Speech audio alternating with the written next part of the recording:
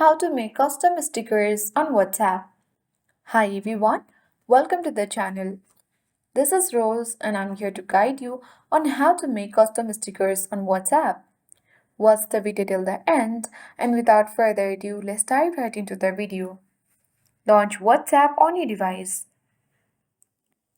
Log in to your particular account. Head toward the chat where you want to create custom sticker on. Now select the emoji icon at bottom left corner of the screen.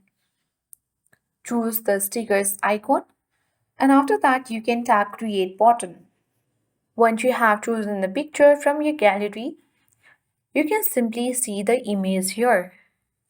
Now you can customize your sticker by choosing different version of the image or adding emojis, text or doodles using the tool at top of the screen.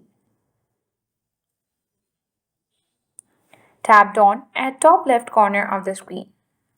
You can either add any of the stickers here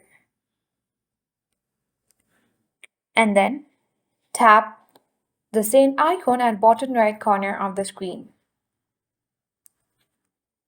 And that's how we create custom stickers on WhatsApp. I hope this guide was helpful. If it was, then do like, share, comment and don't forget to subscribe. Thanks for watching and see you in the next video.